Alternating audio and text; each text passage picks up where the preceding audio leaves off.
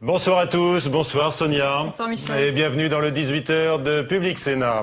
Pour un véritable gouvernement économique européen devant le Parlement de Strasbourg, Nicolas Sarkozy aujourd'hui cherche à vaincre les réticences allemandes et de José Manuel Barroso qui redoutent une remise en cause de l'indépendance de la Banque centrale européenne. À Paris, les députés socialistes votent pour le Grenelle de l'environnement sous les applaudissements de leurs collègues UMP. L'État en appui aux banques et au secours des collectivités territoriales en attendant d'autres mesures de soutien à l'économie, notamment, dit-on, pour le secteur automobile. Embarras au gouvernement et à l'UMP après le refus massif hier soir des sénateurs de suivre Christine Boutin dans sa réforme de la loi SRU sur le quota de logements sociaux imposé aux communes. Et nos invités ce soir, Yves Cochet, Charles Becbédé sur le Grenelle de l'environnement, puis les sénateurs Michel Thiollière et Didier Guillaume sur les finances en souffrance des collectivités territoriales. Puis nous recevrons Sophie Berlin, l'éditrice qui va publier demain les mémoires posthumes de Sœur Emmanuel. Nicolas Sarkozy, donc, était aujourd'hui devant le Parlement européen. Oui, à Strasbourg, le chef de l'État a lancé ce matin l'idée d'un gouvernement économique en zone euro, une idée qui n'a pas plu au président de la Commission européenne, José Manuel Barroso.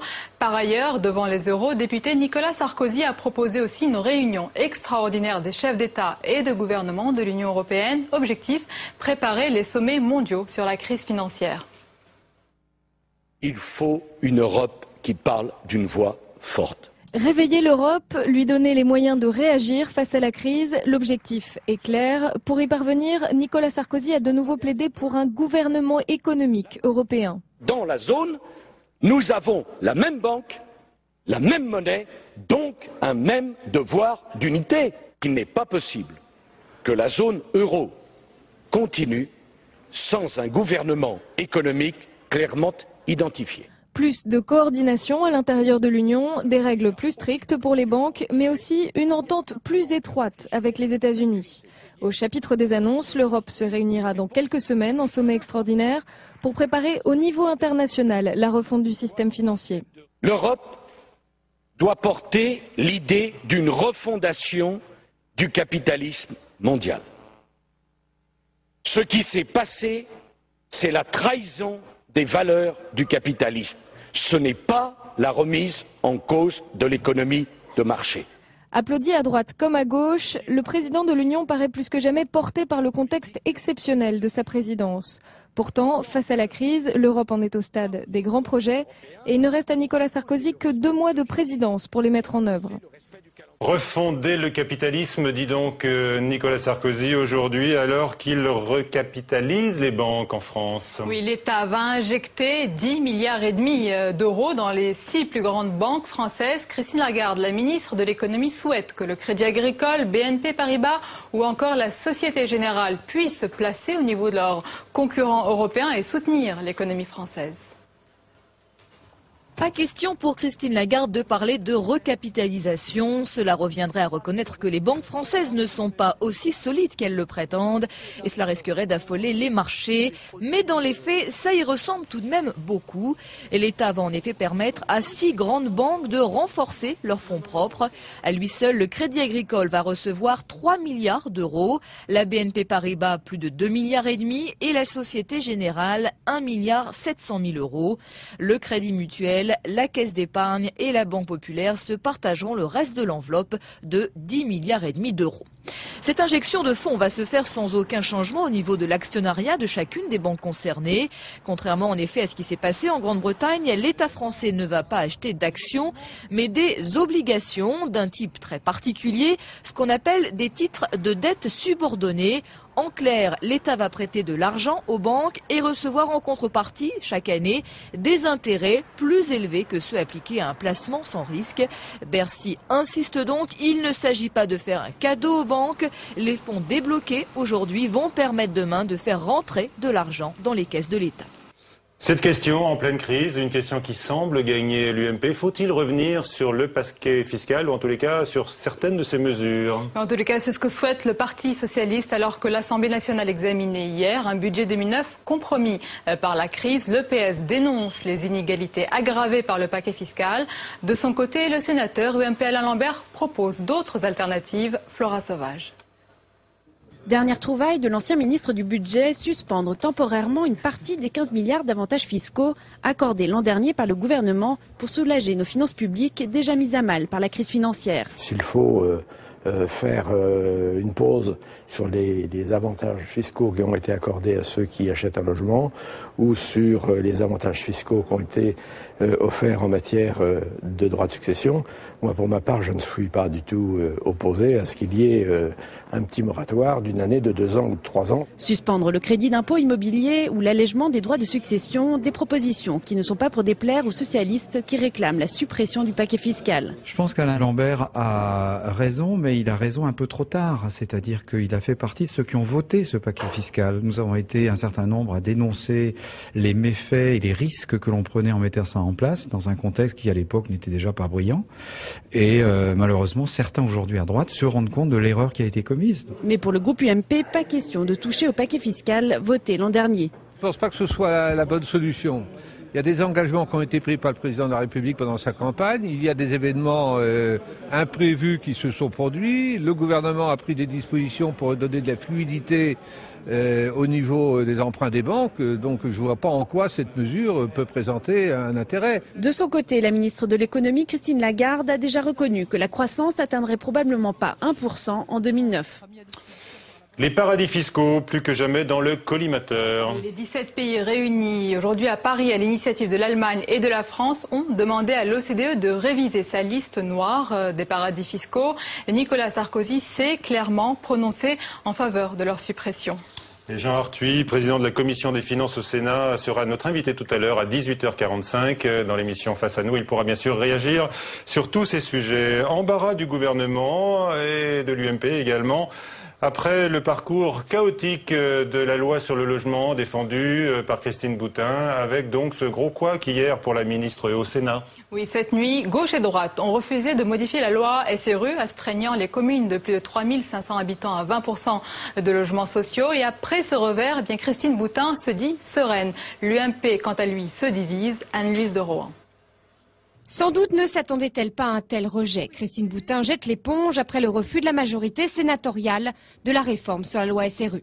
Moi personnellement, j'estime que l'article 17 n'existe plus. Je ne reproposerai pas le texte à l'Assemblée nationale avec un nouvel article 17. Mais le débat parlementaire va continuer, c'est sûr. En tout cas, au Sénat, droite et gauche n'en finissent pas de justifier leur position sur la remise en cause de l'accès à la propriété dans les 20% de logements sociaux imposés aux communes.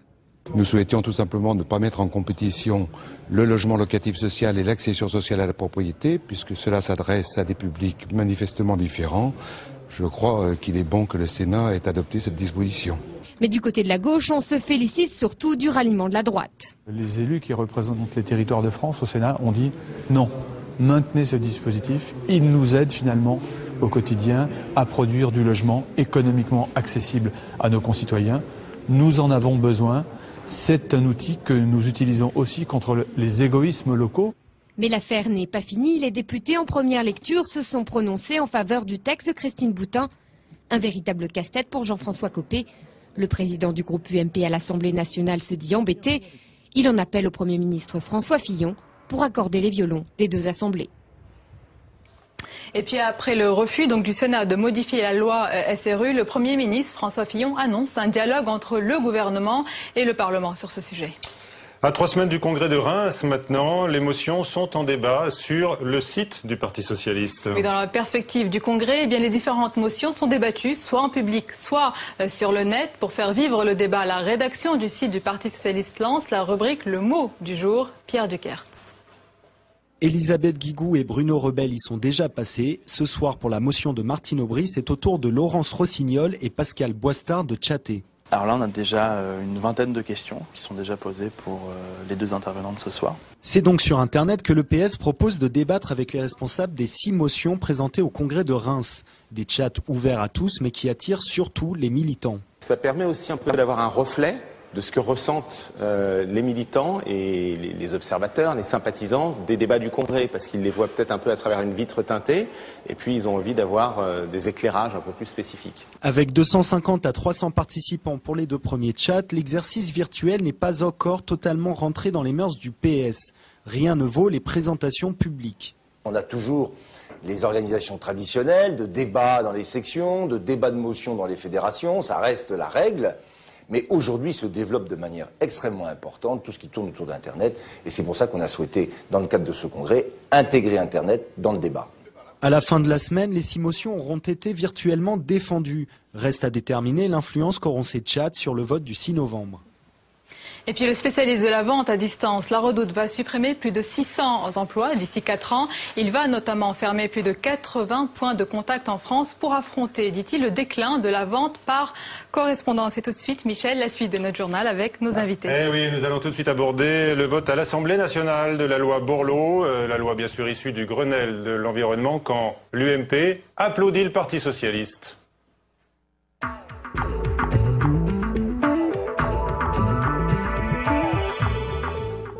Eh oui, puisque les députés socialistes ont voté la loi issue du Grenelle de l'environnement. Avec nous sur ce plateau, Didier Guillaume, bonsoir. Bonsoir. Vous êtes sénateur socialiste de la Drôme. Est-ce que vous serez vous-même encouragé à faire de même au Sénat quand ce texte viendra? Je le crois. Oui. Oui. Alors à vos côtés, Yves Cochet, député Vert, et Charles Becbédé, qui a participé aux travaux du Grenelle de l'environnement et qui dirige, on le sait, aujourd'hui la société Poweo, fournisseur d'électricité, qui investit en masse dans l'hydraulique, dans l'éolien, dans le nucléaire aussi un peu. Non, c'est peut-être pas dans vos moyens. Aussi dans le gaz naturel. Et aussi dans le gaz naturel. J'essaierai d'expliquer la contradiction apparente de cela.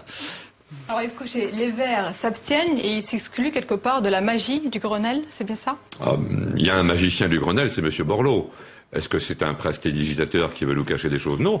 Je pense simplement qu'on n'est qu'au début du processus législatif. Un peu comme il y a eu un bon processus, disons, participatif et citoyen l'an dernier. Il y aura une lecture au Sénat, il y aura une deuxième lecture à l'Assemblée, une deuxième lecture au Sénat, puis le Grenelle 2. Donc nous, on n'est pas satisfaits, même si, évidemment, cette loi n'est pas rien du tout. Il y a des bonnes choses, il y en a des mauvaises. Il faut corriger les mauvaises pour qu'enfin on puisse voter peut-être oui en deuxième lecture. Mais alors justement, en quoi ce projet est-il raboté par rapport au projet initial? D'abord, par rapport aux 173 engagements du Grenelle qui ont été pris par toutes les parties prenantes, y compris le MEDEF et la FNSEA, mais aussi les ONG, c'était un bon compromis. Donc il fallait une fidélité du texte juridique par rapport aux engagements. Déjà, ça a été un peu raboté. Et ensuite, les députés UMP ont encore raboté la loi présentée par le gouvernement. Donc nous, on n'est pas contents. Cependant, je le répète, il y a quand même aussi des avancées, des choses intéressantes. Ces avancées, parce qu'effectivement, on peut rejoindre cette unanimité du Parti socialiste. Il y a des nouvelles normes techniques, thermique pour les bâtiments, il y a 2000 lignes de TGV par exemple. Vous dites pour les poids lourds. Une taxe pour les poids lourds, vous dites on va créer des autoroutes, oui, mais par exemple quand il y aura une nouvelle infrastructure, demain il faudra que ces infrastructures démontrent qu'elles ne nuisent pas à l'environnement. Eh bien, il avait été prévu par le Grenelle sur les infrastructures routières qui est un plafonnement des augmentations globales, pas du tout, ça a été en fait déplafonné, de telle manière que pour les raisons d'engorgement, de sécurité ou d'intérêt local, on continue à faire des routes. Ces 3 raisons sont les mêmes qu'on nous raconte depuis 50 ans, donc en fait, tout le monde veut ces routes et autoroutes. Moi, je suis contre ça, mais bien sûr, il y a aussi, pour contrebalancer, la taxe sur les poids lourds, alors qui s'appliquera aussi de manière différenciée selon région. Entre une région de transit typique comme l'Alsace et une région un peu, disons, périphérique comme la Bretagne, il faudra faire la différence, sinon c'est la fin de pas mal, disons, d'entreprises de transport. Alors, Charles Becbédé, est-ce que le lobby nucléaire a défendu ses positions, comme disent les Verts? Là, je n'en sais rien. Mais ce que je sais quand même, c'est qu'on peut se réjouir du vote en première lecture de cette loi, parce que c'est quand même une loi extrêmement importante. On est face à un défi qui est le changement climatique, la lutte contre le changement climatique, accessoirement aussi l'indépendance énergétique, la sécurité d'approvisionnement, la compétitivité de notre économie. Et là, on a une loi. Alors, ce n'est que le premier volet qui acte quand même les objectifs du 3x20 européen, c'est-à-dire 20% d'efficacité énergétique en plus, 20% de réduction des gaz à effet de serre, 20% de renouvelables dans la consommation finale d'énergie. Oui. Donc, je crois qu'on peut quand même se réjouir. Donc là, il y a pas d'enjeu plus important que cette lutte contre le changement climatique. Et là, on a quand même là maintenant un texte très fort Bien sûr, c'est pas parfait, et puis il y a encore des itérations qui vont avoir lieu, tant mieux d'ailleurs, ça veut dire que la démocratie s'exprime. Je pense pas qu'on aurait pu imaginer que le texte issu du Grenelle de l'environnement aurait pu être voté comme ça, sans débat. Ça aurait été un peu étrange. Oui, malgré tout, je prends 2 amendements parmi quelques-uns qui ont été proposés par la Commission et par l'UMP, le rapporteur, Monsieur Jacob et le président Patrick Ollier. Bon, il y a l'amendement qu'on a appelé Ollier, plus ou moins, qui consiste à dire, bon, pour les nouvelles normes des bâtiments, il faut faire de l'isolation à 50 kWh par mètre carré par an. Très bien, on était d'accord avec ça. Sauf qu'il a introduit une sorte de modulation qui permet, lorsqu'on prend le chauffage électrique, d'aller jusqu'à 120 kWh. Or, qu'est-ce qui prend ça? C'est essentiellement les bâtiments, disons, les moins bien faits, qui sont donc les moins isolés et qui ont le chauffage électrique. Donc, il faudra que les gens payent plus cher leur électricité, alors que c'est les plus défavorisés. Donc, je pense qu'il faut revenir sur cet amendement. Deuxième exemple, il y a ce que M. Jacob appelle la valorisation énergétique des déchets. Ça veut dire la relance des incinérateurs pour nous. Alors, nous, on veut bien faire de la valorisation énergétique. Par exemple, des réseaux de chaleur pour l'eau chaude, pour le chauffage dans les bâtiments, mais pas, disons, en relançant les incinérateurs. Non, Charles Becbédé, est-ce que c'est une source d'énergie, les déchets? Bien sûr, c'est une source d'énergie, on regarde ça de très près. Oui. Mais je crois qu'il y a, alors, je veux bien dire qu'il y a quand même quelque chose qui manque dans ce texte. Je pense qu'on n'a pas assez parlé du prix de l'énergie. Ça a été un peu un tabou parce qu'au nom de la compétitivité de notre économie et puis au nom du problème du pouvoir d'achat, on ne parle pas du prix de l'énergie. Or, en fait, c'est le grand absent de cette loi. C'est dommage parce que c'est un peu comme le tabac, si vous voulez. Si on veut se désintoxiquer des usages énergétiques aberrants, il faut augmenter le prix de l'énergie. Alors c'est un peu paradoxal en tant que fournisseur d'énergie de dire ça, parce que si on augmente le prix de l'énergie, d'ailleurs on l'a très bien vu sur l'essence. Quand le prix de l'essence, le baril est allé à $150, le prix de l'essence est allé au plus haut jamais atteint, et les Français ont moins consommé. C'est le seul moyen de vraiment développer les économies d'énergie. Voilà, si vous dites que c'est le seul moyen, la facture peut baisser. Non, la facture peut baisser parce que la facture c'est le rapport, c'est le produit du prix et du nombre de kilowattheures consommés. Alors, vous n'avez pas l'air d'accord, dites-moi. Oui, je pense que c'est une règle qui en vaut une autre. Je pense simplement aussi, c'est que l'éducation vertueuse. Si nous voulons que les gens consomment différemment, il faut aussi les habituer à consommer différemment et pas uniquement par le prix, par des taxes supplémentaires dont on sait très bien qu'elles touchent toujours celles et ceux qui ont le moins et qui seront le plus touchés par rapport à ceux qui ont de l'argent. Ce Grenelle de l'environnement a été une bonne chose, je pense, pour la France, une bonne chose pour les pratiques, une bonne chose pour nos concitoyens. C'est la raison pour laquelle le groupe socialiste à l'Assemblée nationale a voté pour. Il y a encore des insuffisances. Nous travaillerons ensemble. D'ailleurs, nous travaillerons, je le pense, avec nos amis verts. Ici, au Sénat, lorsque ce texte viendra en lecture, nous aurons aussi des propositions à faire, le groupe socialiste. Mais en tout cas, je pense que nous avons besoin, sur des points aussi emblématiques que cela, d'affirmer des positions. Nous pouvons être dans l'opposition et en même temps de dire il y a un grand pas qui a été fait, il était temps, vous une nous dites, grande avancée. Puisqu'on a vu le Parti socialiste s'abstenir sur le RSA, puis sur le plan de sauvetage des banques. Oui, alors, mais c'est pas du tout la même chose. Seconde, si vous permettez, sur le Grenelle de l'environnement, c'est un pas en avant. Sur le RSA, ce n'est pas un pas en avant. Alors Charles Becbédé, vous avez écrit ce livre, hein, La crise de l'énergie est-elle une chance pour l'avenir? Vous avez écrit donc, effectivement, cette crise et le renchérissement du prix du pétrole, effectivement, particulièrement, pourrait être une chance. Mais là, le plongeon des cours du brut bouleverse votre analyse? C'est un peu vrai, effectivement, c'est inquiétant. C'est inquiétant. En fait, inquiétant pour votre analyse encore à $75 et pour les énergies renouvelables. Absolument. Mais malheureusement, vous savez que le prix du baril de pétrole à court terme a un peu décroché. Bon, il est quand même à un niveau historiquement très élevé et heureusement il va continuer à augmenter parce que sur le long terme il y a vraiment un déficit de fossiles et tant mieux parce que ça va pousser les Français et les consommateurs dans le monde entier à se désintoxiquer du fossile. Cocher, la crise d'énergie. Sur ce point, je suis d'accord avec Charles Becbédé. Alors, c'est une chance à condition que le virage de la transition énergétique vers d'autres formes d'énergie, notamment renouvelables, et surtout vers l'efficacité et la sobriété énergétique, soit faite. Or, dans le Grenelle, même si on prononce les mots magiques, on ne voit pas vraiment la volonté sur la sobriété et sur l'efficacité. Il y a quelques propositions. On a fait dans le bâtiment, c'est sans doute l'une des meilleures, où là, on va vraiment essayer d'isoler les maisons et que l'État soit exemplaire en ce domaine. Très bien. Mais le prix du baril, malgré la conjoncture là va continuer à augmenter simplement à cause de la raréfaction de la substance elle-même. Donc ce qui est rare, c'est bien connu, va devenir très cher et donc nos concitoyens vont beaucoup souffrir si on y prend garde. Jean-Pierre Bédé, vous avez des difficultés actuellement pour trouver tous les financements nécessaires à votre activité à Poweo. Vous avez par exemple racheté un barrage, j'ai vu récemment. Oui, on a eu une concession hydroélectrique en Auvergne. Est-ce que c'est dur en ce moment là? C'est plus dur qu'avant la chute de cette banque américaine, Lehman, mais on est dans un secteur qui est en très forte croissance et une fois que le système bancaire va survivre, on l'espère, je pense qu'on n'aura aucun problème pour trouver le financement. Alors on a légèrement baissé notre pente de croissance pour l'année prochaine parce qu'il faut s'adapter, c'est clair. Alors, et vous êtes un ancien financier, est-ce que vous êtes heureux de voir peut-être demain l'émergence d'un monde nouveau, débarrassé de ces financiers rapaces qui nous ont emmenés il y en aura toujours, droit dans vous savez, mais ils sont Ah. assez utiles quand même pour financer l'économie, ils apportent le carburant aux entrepreneurs comme moi, donc il faut pas non plus jeter le bébé avec l'eau du bain. Il faut qu'ils se réforment.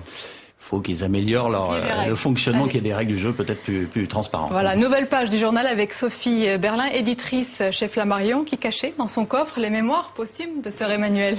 Mais voilà, le livre est sorti, il est tiré. Le livre sort jeudi. Voilà. Alors pourquoi Sœur Emmanuel voulait que ses mémoires paraissent après sa mort? Elle voulait être libre. Toute sa vie, elle a voulu être libre. Donc c'est encore un acte de liberté. Je pense que surtout, elle savait qu'à sa mort, vu sa personnalité, plein de gens parleraient, et elle voulait pouvoir participer au débat. Elle voulait dire sa vérité à elle sur sa vie. Elle a déjà publié plusieurs livres d'entretien. Qu'est-ce qu'il apporte celui-ci en plus? Oui, mais ces livres d'entretien étaient justement écrits en collaboration avec des auteurs, dans le feu de l'action, sur des sujets précis, la pauvreté. Une relecture du philosophe Pascal pour certains de ses livres. Là, elle a vraiment conçu un travail de longue haleine. Ce livre, elle a commencé à l'écrire il y a 20 ans. Elle me l'a confié à moi il y a 12 ans. Donc il y a 12 ans qu'elle a décidé. Je suppose, vous l'avez rencontré. J'étais son éditrice. Elle a révisé son texte Elle a depuis... révisé toutes ces années, jusqu'à l'année dernière y compris. Elle a souhaité en faire véritablement ses mémoires, une forme de testament, une forme de confession. Moi, je trouve que le mot confession, puisqu'il vient de Saint-Augustin et de Rousseau, est aussi une bonne référence, parce que c'est exactement ça, le modèle littéraire qui est en jeu là. Alors, dans ce livre, elle évoque les choix de sa vie, ses rencontres, elle évoque aussi sa relation intime avec Dieu. Oui, bien sûr. Ça n'est pas une grande orante, une grande priante. Hein. Son truc, c'est l'action, Sœur Emmanuel. Donc, il y a notamment un passage assez émouvant sur la fin où elle explique que quand on est privé d'action, quand on reste dans son lit, quand on ne peut plus lire, par exemple, ce qu'elle aimait beaucoup faire, le temps devient long et c'est difficile. Donc, les dernières pages sont très émouvantes parce que, voilà, Elles parle sont de ça. très émouvantes et très intimes. Est-ce qu'elle voulait dire ça, finalement, pas de son vivant, après sa mort, pour ne pas... Parce que c'était justement trop intime, elle était peut-être pudique. Il y a des choses, il y a des choses de l'ordre de l'intimité. Elle avait de la pudeur, bien sûr, mais je pense que fondamentalement, elle voulait, si vous voulez, constituer ce texte en un mémorial et participer, je répète, au débat après sa mort. Est-ce que les doutes sur la foi se sont exprimés de plus en plus dans sa vie? Elle a douté, c'est pas Mère Teresa qui a eu, comme vous le savez, des périodes de noir absolu. Elle a douté, elle a connu la dépression, elle a connu donc la souffrance, oui, mais c'est aussi un témoignage porté par plein d'espérance. Oui. La dépression, à quel âge? Relativement jeune, elle était entre 30 et 40 ans, elle a eu des passages très difficiles avant le bidonville, dans son expérience d'enseignante. On sait qu'elle était toujours pressée, probablement pressée aussi d'achever ce livre. Elle écrivait peut-être la nuit. Est-ce qu'elle écrivait la nuit? Est-ce que vous avez dû beaucoup corriger ce texte? Est-ce qu'il y avait de son franc-parler dans ce Ah oui, texte? on a peu corrigé ce texte, hein, parce que justement l'idée c'était que ce soit son texte. Donc il reste ce style assez rigolo, on va dire, d'institutrice qu'elle avait, avec des points d'exclamation, avec des yallah. Ceux qui la connaissent reconnaîtront. Qui veut dire en avant. En avant. Il a quand même été travaillé au sens où son sparring partner, Philippe Assot, qui a écrit 3 livres avec elle, qui est un prêtre, un théologien, l'a quand même beaucoup cuisiné. Moi-même aussi, je l'ai fait retravailler. Donc, si vous voulez, on a accompagné ce travail. Mais c'est elle, c'est vraiment elle. Alors, on sait qu'elle a retardé donc la sortie de ses mémoires, qui deviennent des mémoires posthumes, parce qu'elle voulait s'exprimer en toute liberté. Donc, est-ce qu'elle va jusqu'à une certaine forme d'impudeur, puisque le mot avait été utilisé. On n'a pas encore eu le temps de lire ce livre, vous nous l'avez apporté. Donc, on est très peu à l'avoir lu. Alors, non, il n'y a aucune impudeur. Je ne suis pas navrée peut-être de vous dire ça, mais c'est un texte très correct. C'est un texte très correct. Elle voulait qu'il soit posthume parce qu'elle voulait être libre, parce qu'elle voulait pouvoir dire ce qu'elle voulait, parce qu'elle voulait pouvoir citer telle personne et pas telle autre, parce que sa célébrité grandissant, elle devenait un enjeu médiatique. Voilà. Très bien. Et on finit en précisant que les droits d'auteur seront reversés à l'association de Sœurs Emmanuel, une manière de lui survivre. Allez, on remontre une dernière fois ce livre que vous éditez chez Flammarion, donc Confession d'une religieuse. Tirage, vous nous l'avez dit ? 90 000 exemplaires. 90 000 exemplaires. Hein. Il faut dire qu'il y a eu une avalanche éditoriale déjà depuis hier, avec beaucoup de numéros spéciaux des magazines. Michel Thiollière nous a rejoint maintenant. Il s'est extrait d'une audition de la commission des affaires culturelles de la ministre, peut-être. Exactement. Merci d'être avec nous. Vous êtes sénateur, ancien maire de Saint-Étienne. Vous êtes là pour parler avec nous et avec Didier Guillaume de la question des finances des collectivités territoriales. Vous êtes l'ancien maire de Saint-Étienne. C'est important car on a découvert qu'une grande partie de la dette de cette ville était composée d'emprunts toxiques. Oh Comment là, cette situation est-elle née? Vous m'inquiétez si vous dites les choses comme ça. Non, écoutez, il se trouve tout simplement que la ville de Saint-Étienne est une grande ville qui a connu beaucoup de reconversions industrielles et nous avons dû faire face aux reconversions industrielles comme d'autres dans le Nord-Pas-de-Calais ou l'Est de la France. Et j'ai, en ce qui me concerne en tant que maire, en tout cas, fait baisser la dette de la ville, puisqu'on a baissé, de 480 à 400 millions d'euros la dette de la ville pendant les 12 dernières années. Ceci étant, nous avons souhaité également gérer la dette. Toutes les grandes villes le font, toutes les grandes collectivités le font.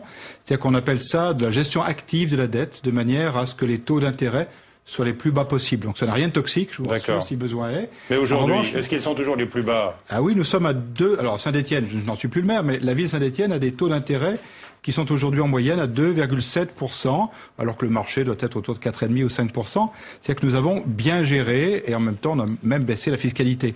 C'est-à-dire qu'il peut y avoir dans les collectivités une gestion active, c'est une gestion dynamique de la dette qui permet aux collectivités, comme cela se fait dans les entreprises, de gérer, je dirais, le mieux possible et donc de moins ponctionner le contribuable au passage. Alors cela demande bien sûr de la technicité, ça demande notamment au service de la ville qu'il soit vigilant et de travailler en permanence pour que cette dette soit bien gérée. On a justement au téléphone votre successeur socialiste, Maurice Vincent, on l'écoute.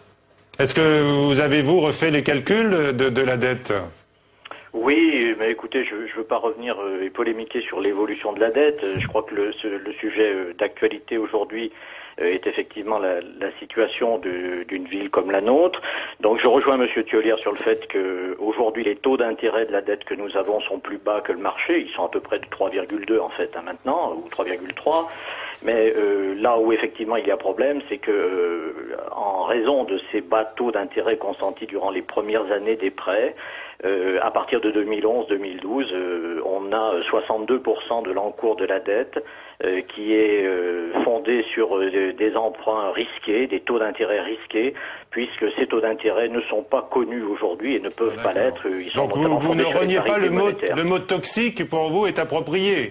Moi, je parle d'emprunts risqués. Je crois que c'est plus juste de dire ça. Ils seront toxiques si personne ne veut nous les reprendre. Mon objectif, c'est de les faire reprendre aujourd'hui pour revenir sur des emprunts normaux, moins risqués. Hein, voilà. Est-ce que, pour faire face à cette situation, est-ce que vous envisagez d'augmenter les impôts locaux ? Alors, il est bien évident que si nous devons renégocier avec les banques, ils nous enlèveront ces emprunts qu'à la condition que les taux d'intérêt à court terme augmentent fortement. C'est ce que effectivement la majorité de l'équipe de M. Thiollière n'a pas voulu. Ils ont voulu avoir des frais financiers faibles à court terme et ça a réussi effectivement. Mais le risque est fort sur le futur et moi aujourd'hui ma position est très simple. Je demande aux banques qui ont prêté ces produits à la ville de Saint-Étienne de les reprendre. Et en compensation, de nous donner des taux, des emprunts normaux. Si ces produits ne sont pas très risqués, je pense qu'ils n'auront aucun problème pour les reprendre, hein, si vous voulez. Et j'en suis là, et j'ai demandé aujourd'hui d'ailleurs l'appui de l'État, des deux ministères concernés, pour que les banques acceptent de reprendre ces produits qui, pour moi, sont très risqués. Alors voilà pour Saint-Étienne. Merci, Monsieur le maire. On sait que la situation est encore plus délicate pour le département de la Seine-Saint-Denis. Et puis à Paris, même sans emprunt toxique, apparemment, eh bien Bertrand Delanoë va augmenter de 9% les impôts locaux. Donc on voit que la crise est beaucoup plus large encore, Didier Guillaume. Vous qui présidez par ailleurs le Conseil général de la Drôme. Oui, aujourd'hui, ce que l'on constate, c'est que les collectivités locales sont étranglées. Elles ont besoin d'air et d'oxygène. 5 milliards et au contraire, c'est une vraie difficulté. Aujourd'hui, les dotations de l'État baissent. les dépenses de fonctionnement augmentent absolument toutes. Et au moment où on nous dit que les collectivités locales sont un frein à la croissance, permettez-moi de donner simplement 2 chiffres. Oui. Premièrement, au niveau du fonctionnement, les collectivités locales confondues, toutes, départements, communes, régions, c'est 13% du PIB de la nation, alors qu'en investissement, l'investissement des collectivités locales, c'est 75% de l'investissement public. Aujourd'hui, les collectivités locales sont un accélérateur de croissance. Monsieur Thiollière. Je partage tout à fait ce constat qu'on a tous vécu quand on est à la tête d'un exécutif d'une collectivité. Effectivement, en temps de crise, je pense qu'il faut que les collectivités puissent continuer à investir. C'est de là que dépend leur ajustement par rapport. Alors, elles viennent d'avoir une enveloppe d'urgence, c'est pas rien, 5 milliards d'euros. Est-ce que c'est suffisant? C'est un ballon d'oxygène? C'est jamais assez. On vous dira que c'est jamais assez quand on est maire ou président d'une collectivité.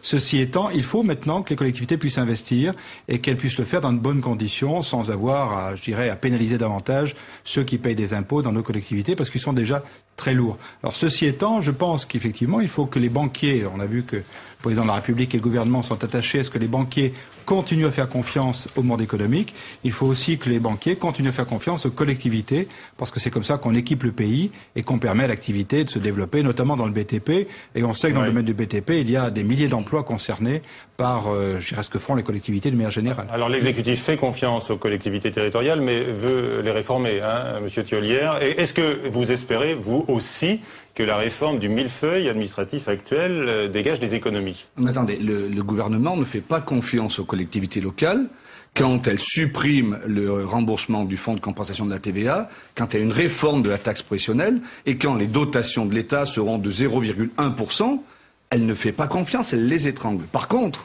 oui, nous avons tous besoin de réfléchir à une grande réforme des collectivités territoriales et le groupe socialiste et les socialistes seront favorables à cela à une condition, c'est que ce soit un dossier objectif sur lequel chacun puisse donner son avis, sur lequel le Parlement puisse être associé et sur lequel seule une commission ne puisse pas faire les propositions. Il faut un grand débat démocratique. Et la deuxième chose, c'est tout simplement que l'objectif, ce ne soit pas d'y aller à la Kalachnikov, au fusil, pour flinguer un certain nombre de collectivités locales que l'on montre du doigt.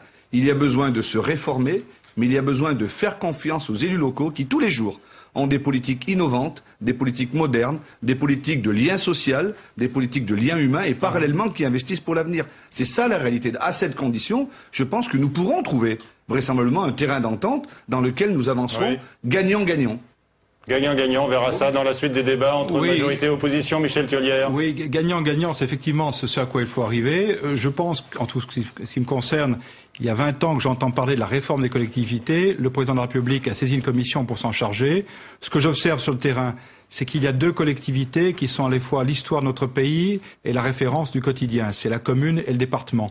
Et puis il y a 2 collectivités qui ont émergé parce que l'Europe s'est mise en place, parce que l'économie, a besoin de grandes collectivités. Ce sont les agglomérations et les régions. Donc il faut arriver à concilier la référence du quotidien, la proximité et en même temps le bon niveau pour prendre les décisions qui s'imposent au niveau européen. C'est tout l'enjeu du débat. Le débat, il est sur la table avec une multitude de commissions et de missions, avec même des missions parlementaires conjointes entre sénateurs et députés. Et c'est Il faudra, si les missions à un moment s'accordent pour dire la même chose. Parce que 5 commissions différentes, ça va faire beaucoup. Alors, merci à tous. C'est la fin de ce journal. Dans un instant, l'Europe et nous, la PAC en Pologne. Et puis à 18h45, face à nous, votre invité Michel Grossière, c'est Jean Arthuis, sénateur de la Mayenne et bien sûr président de la Commission des Finances.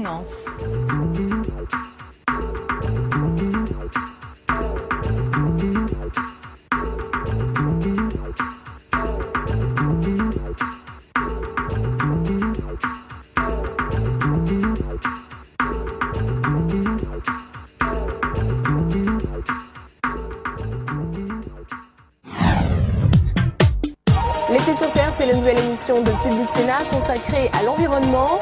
Pour sa première édition, nous sommes allés à Nantes pour vous faire partager l'expérience de Cyril, Eric et Édouard. Ils ont décidé de vivre sans voiture pendant 8 semaines.